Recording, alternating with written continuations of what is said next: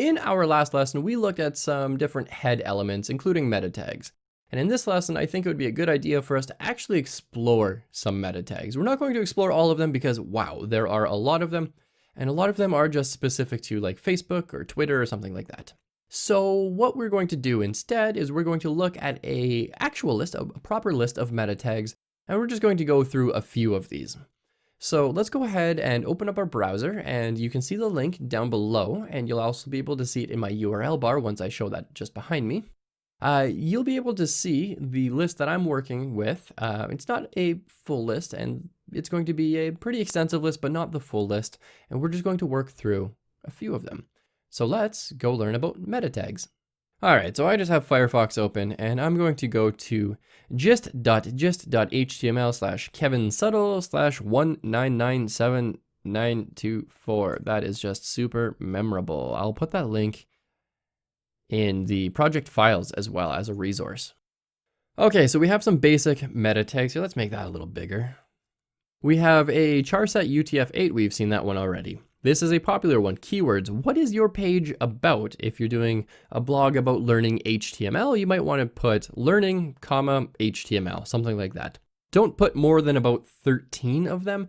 Generally, that's the maximum amount. It doesn't really matter on your spelling because Google is going to look at this and go, it doesn't really matter how your spelling is. We know what you actually mean. Google's smart enough to know that. Description, 150 words or less about what your page is about. Not what your website is about, but what this particular page is about. The subject can be very, very similar to what your page title element is. And we can actually see that there is a syntax problem in here. We have a quotation in here when there should not be a quotation. That should be just a regular apostrophe. And now if we copied and paste this, we were going to see that our browser would only understand this as meta, name is equal to subject, content is equal to your website. Then there's going to be an attribute called S and an attribute called subject, when in reality, it should be your website's subject. So just be careful with that. And that's why I recommend using quotation marks instead of apostrophes for attributes. Next, we have a copyright. So if you're working on something that belongs to a client, you could put their name in there. Language, you could put, this is ECMAScript. It's a name for JavaScript. I don't usually use that one too often.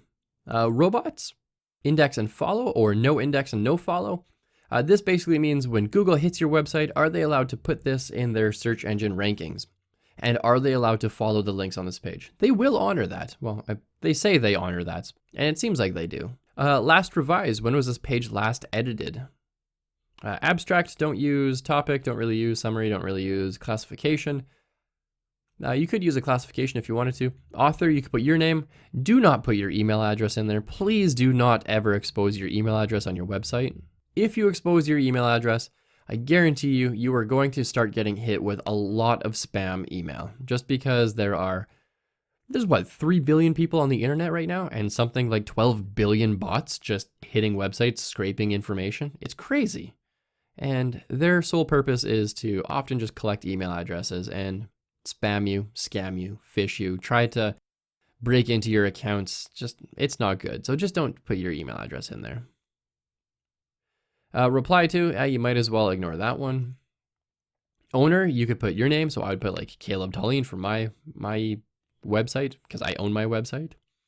The URL to my website, you could just put like, for me, it's codingforeverybody.com. So I'd put https://codingforeverybody.com.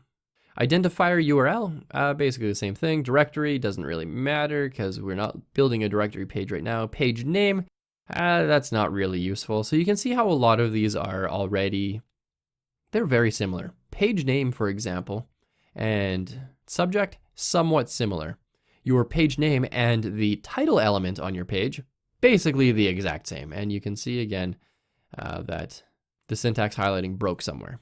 Category, we've got coverage, distribution, rating, revisit, subtitle, target, handheld friendly. Like, we don't need to put that one because we are just assuming that every website is mobile friendly.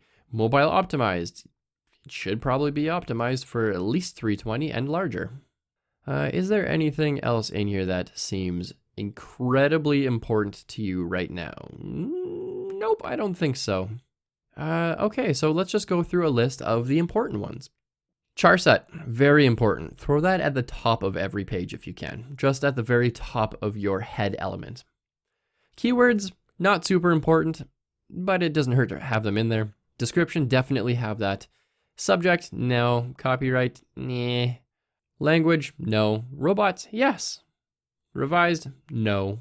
Author, if you want to put your own name in there or a link to like your Twitter URL or something, you could do that.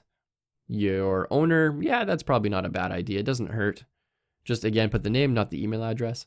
Then URL, you could put the actual URL of the website, and that just helps search engines sort of understand exactly what's going on, although they're smart enough to figure it out if it's not in there.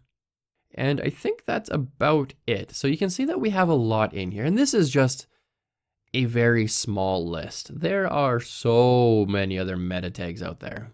Okay, so your task for this video is going to be, I want you to pick out 5 HTML meta tags that you think are going to be important for your website, and I want you to put them into a new HTML file. So create a new file, call it, I don't know, mysite.html, and in your head, definitely put the char set in there. You want that one for sure. And then pick 4 others, so you have a total of 5, and put them in your head, and just make sure that you have them in there. And then moving forward, you can just copy and paste that template to all of your other HTML files, all the future ones we're going to be creating, and you will always have your HTML tags in there. I'm not going to follow this rule just because I'm teaching, and so my lessons are a little more lean, and I don't want to put too much bloat in too many lessons, but because you are going to start building a website pretty soon, you are going to want to add these to your general template. Once you've done that, let's head on over to the next lesson where we learn about asset pathing, and this is incredibly important, and we've already actually dealt with it a little bit, so this should be relatively easy.